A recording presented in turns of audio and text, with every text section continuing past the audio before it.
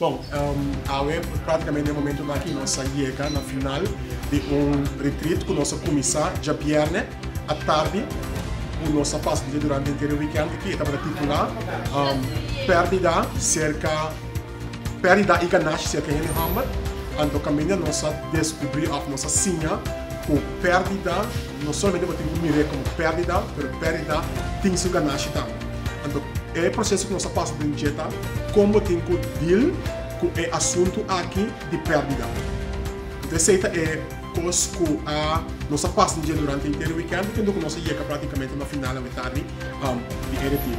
Nós estávamos em 23 anos para participar do retiro aqui, caminha não varia, caminha na sinha diferente coisas durante o weekend, que tem a ver com perda e ganache. É realmente sumamente positivo, então me quer nós não por que até aqui não, me quer essa aqui tá uma iniciativa para nós prosseguir vai de lá.